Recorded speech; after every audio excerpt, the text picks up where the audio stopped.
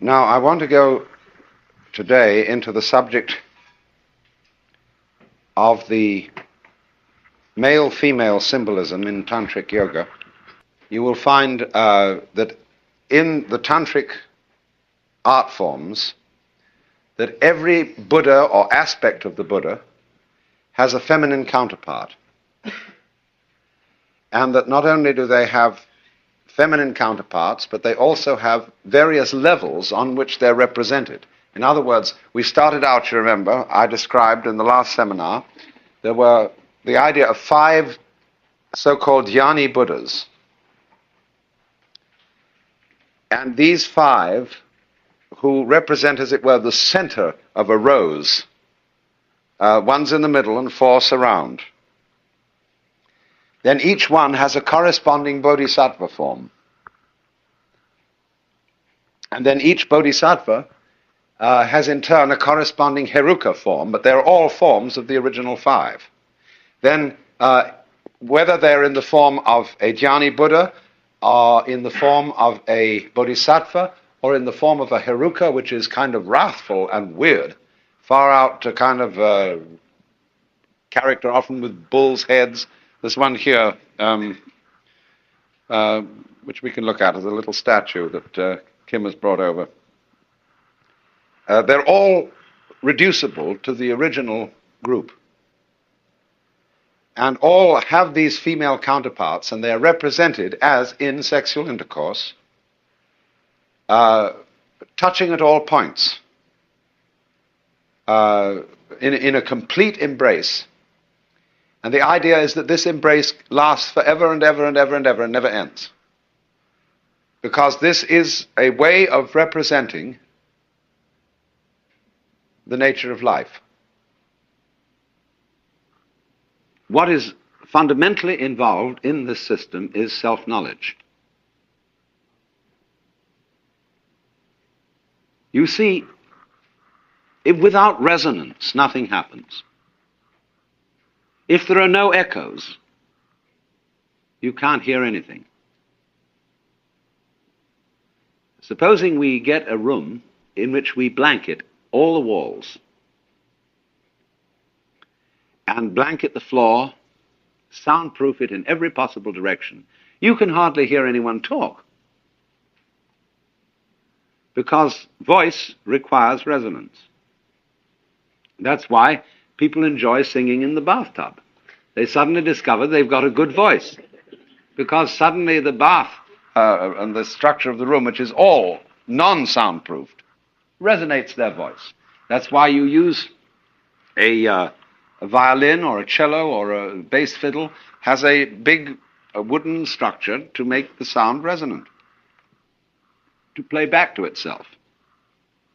And that's why we are all so fascinated with recording things, taking photographs, writing them down, and above all, remembering. It's a form of resonance. Because you see, if you don't remember anything, you don't know you're there. A person who had total amnesia and lived in a split second only wouldn't know he was there. We could conceive, and perhaps there are some forms of life that don't know they're there. I don't know whether my particular cells constituting my body, I don't know whether they know they're there. Maybe they do. Maybe they have some wonderful system of resonance that I know nothing about, and they're all worried about what I'm going to do with them. And having conferences and meetings and policy decisions and so on and so forth, because this person in charge, it might well be that when I die, or when we all die, all our cells suddenly say, God is dead. And they have their big theological controversy. And say, well, we just have to fend for ourselves from now on. And that's called corruption, where they all go off on their own.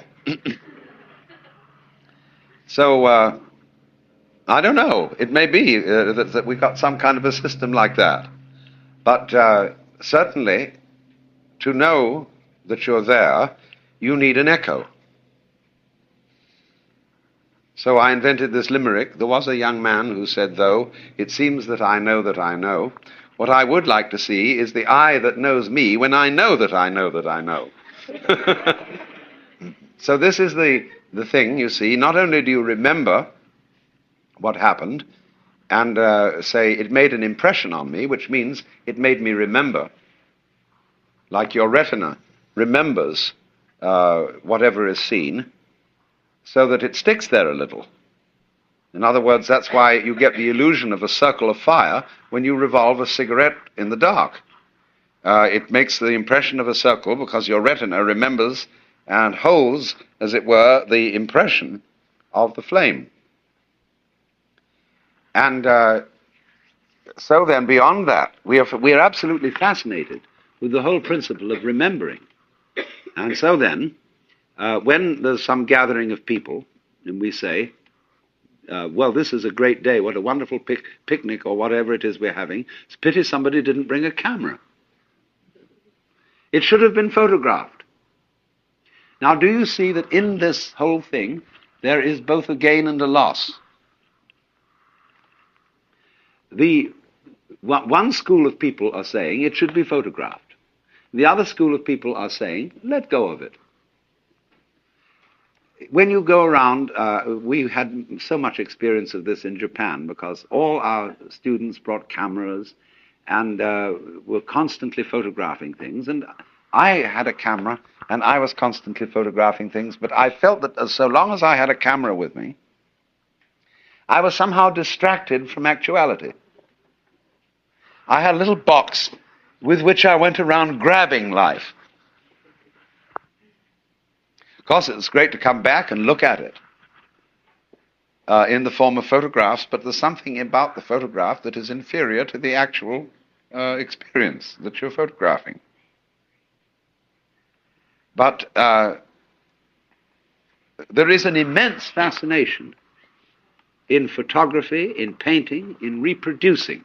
And reproducing, you see, is the same thing as sexuality. It is reproduction, only in another way. Because it tells you you're there, you're alive, the thing bounces, it echoes. So the duplicity in all this is, you see, one school of religious people say, let it all go, don't be attached. In other words, and they also say, live in the moment. Like Krishnamurti's doctrine of stop trying to remember everything. You may need a kind of factual memory for your name and address and a telephone number and things like that. But don't linger over memories and treasure memories and say, well, I'm going to keep my girlfriend's lock of hair and I'll take it out every now and then and look at it and feel wonderful, you see.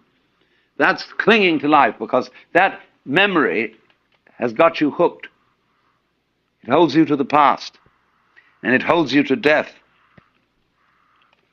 But then there's the other school of thought, you see, quite opposite to this, which says, remember to remember, title of one of Henry Miller's books.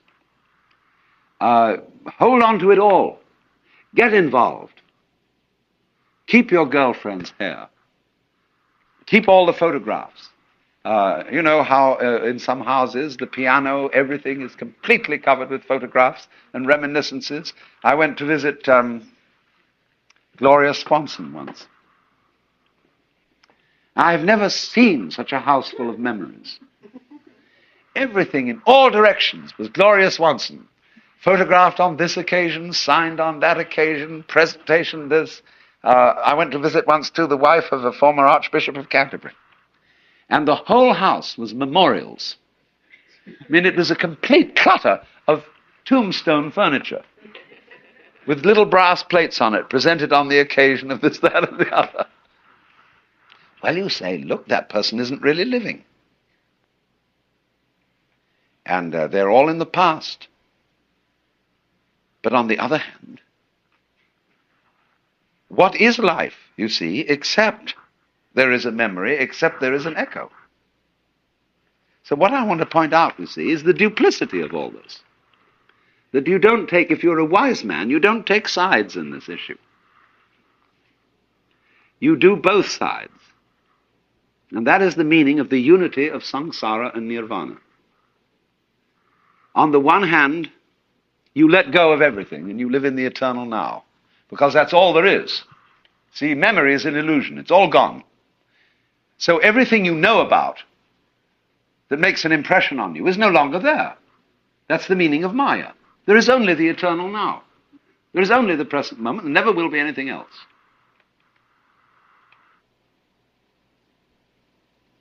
Because even what you're remembering is happening in the present. The memory is in the eternal now, isn't it? See? So it's all really absolutely here. But on the other hand, what fun to drag it out and to make it echo and to get involved and to fall in love and to become attached.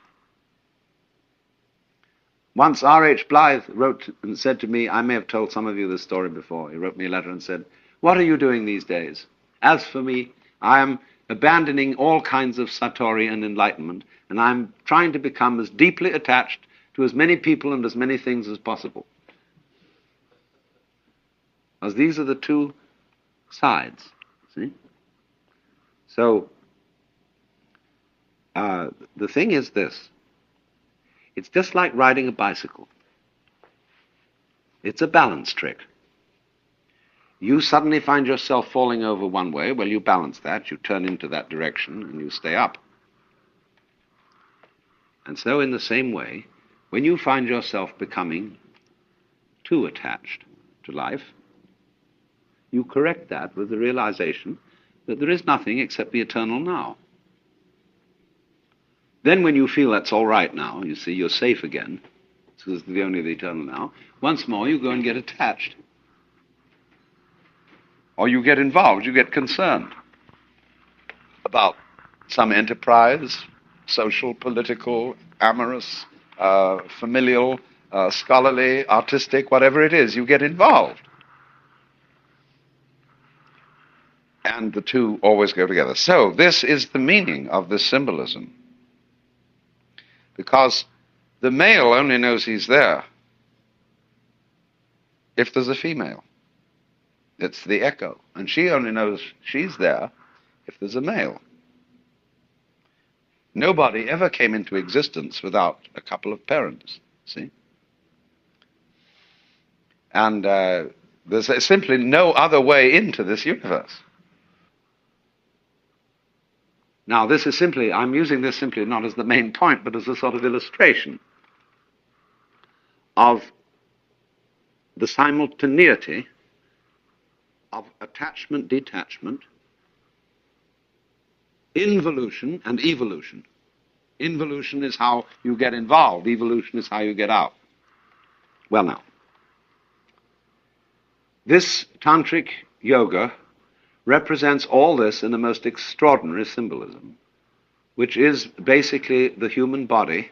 Again, it's not simply the sexual functioning of the human body, it's the whole nervous system.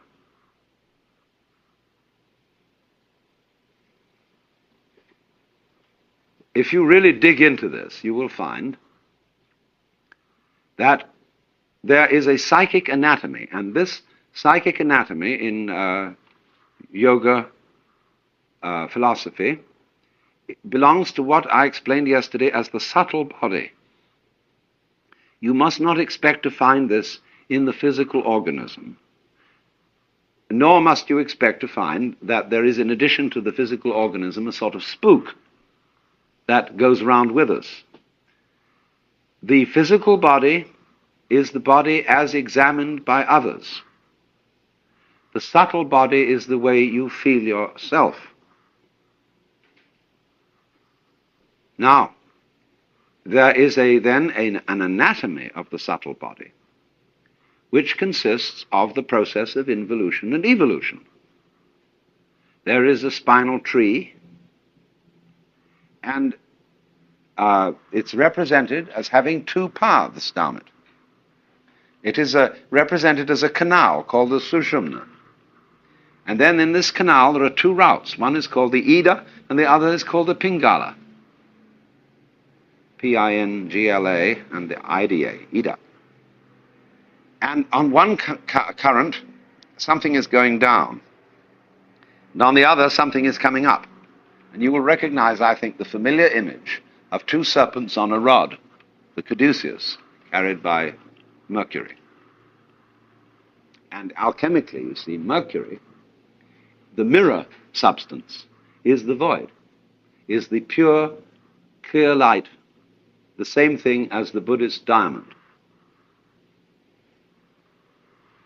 Now, down at the base of the spinal column, according to the chakra system, there is what's called the Kundalini, which is the serpent power. And the symbol of the serpent power is an inverted triangle with a phallus upright and erect, and a sleeping serpent coiled all the way around the phallus. That is, in other words, involution, to be absolutely involved. And the sex symbol is used again because sex stands for, symbolically, complete involvement. Now, when you've got in, the trick is to get out. See? So then, the process of yoga is represented as waking up that sleeping serpent, who is under the sleep of Maya, who's captivated by illusion, and thinks that the world really exists. In other words, the female echo of himself, or the male echo of herself, has captivated you. Memory has caught you, and you think it's all really there, and you don't realize that there's only the eternal now.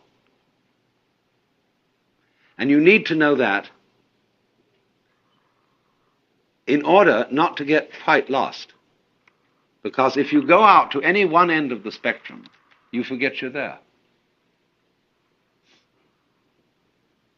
That's sort of a non-existence. You can't really non-exist. You'll always come back eventually. But if you get one extreme too much, you don't know you're there. So then, the symbol is that you draw up the energy located in the Kundalini, which is the sex center, and you send it back up the spinal tree to the top again, from which it came. Now, this is the theory of sex yoga. The theory is that the male and the female partners, who, as I explained yesterday, are husband and wife, or some kind of spiritual marriage, what they do is this. The male sits in the normal meditation posture, and the female sits on top of him, wrapping her legs round his waist and her arms round his neck, and he holds her round the waist. And in this position, they arouse the sexual force. Now, the theory goes on to say this, that instead of dissipating this energy in the ordinary way, having aroused it, they send it up the spinal tree, back into the brain. Now, don't take this literally. This is a symbolism. It's just the same kind of superstition as thinking that heaven is somewhere up in the sky, and that there really are streets of gold and angels wandering around in nighties with harps. All this is a way of talking about inner anatomy, psychic anatomy. The kingdom of heaven is within you. And when Jesus ascended into heaven, he went right into the middle of himself and disappeared. You know? And like the gates of heaven, they are pearls. People think the pearly gates are gates covered in pearls. There's nothing of the kind. The gates of heaven are pearls. Each one is one pearl. And you know, a pearl has a very thin hole through it for the thread to go in.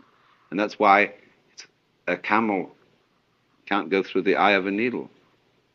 Because you have to become no one to get through that hole. That's why the idea of many incarnations is likened to beads strung together on a thread. And this thread is called the Sutra Atman, Sutra is a thread.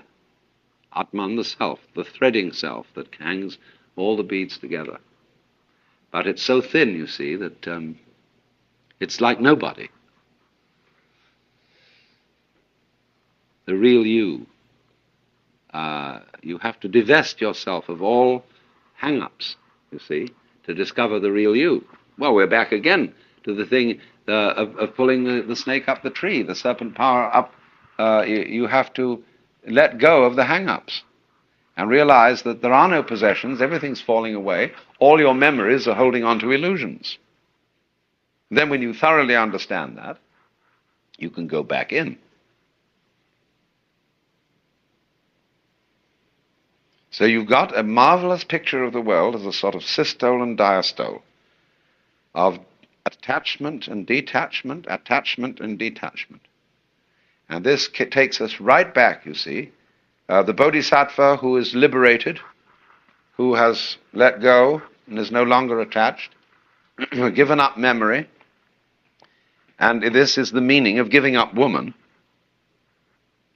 who is your resonator. Give that up, see, and you find you're free. There's only the eternal now. So the bodhisattva, instead of staying there, goes back in. And there are all sorts of funny symbolic stories about bodhisattvas appearing in the world as whores and all kinds, using every conceivable kind of device in order to liberate other beings. But this takes us completely back, you see, to the original Hindu image of the world as the pralaya and the manvantara. The manvantara is the period in which Brahma manifests himself as multiple beings for 4,320,000 years. And the pralaya is the period in which he withdraws and everything disappears. And then starts all over again. And this goes on forever and ever and ever, in not only our kind of time, but in many other kinds of time, and in all sorts of different kinds of spaces. But it's the same fundamental myth, recreated in another form. Now you may say this is pretty monotonous. And that is, you see, one of the basic feelings underlying Buddhism. Must we go round again? See? So, indeed, you see, you say, oh, enough of this. Let's go to sleep. Let's stop. Time must have a stop. And so you stop. Well, when you do that, you forget that it ever happened.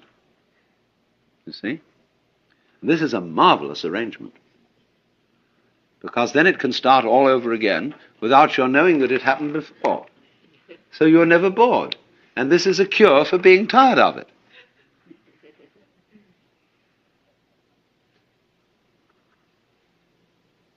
Because if you didn't know, I mean, that's where the memory goes, you see.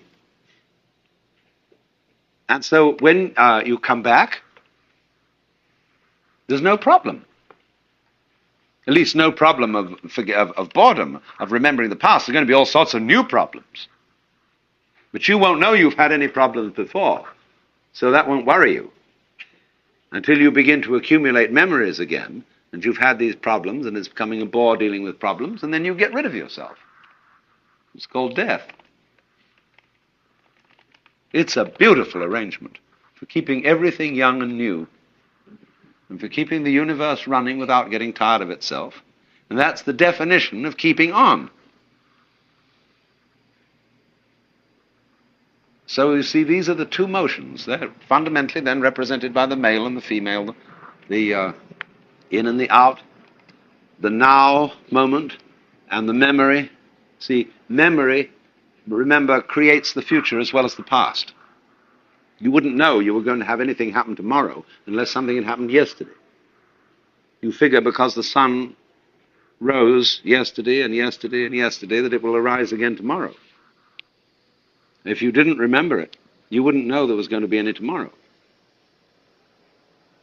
Because there isn't. Tomorrow is an illusion. So is yesterday. Simply isn't here. Where is it? Bring me tomorrow's newspaper. Now this is perfectly marvelous arrangement, you see. So that you may feel, as you think these things over, that you are almost on the verge of going mad. I sometimes feel that when I get involved in the sort of contemplative state. It is so weird and so far out that I think I'm going to lose my mind. But don't worry. You see, just like being dead, just like just let go and swing with it, because it'll always bounce. And what gives you the sense of going mad is that you think you're not in control and that it's all lost and someone else is going to take over. Or something else is going to take over. Well, of course it has to. Because, like you say, when you've driven long enough in the car, and you say to your wife, will you drive for a while, please? You want relief. Or something else has to take over. But it's all you. So do you see that how the nature of being is constructed in this extraordinarily fascinating way? So that it constantly renews itself, and therefore is worth going on by eternal forgetting and getting rid of itself.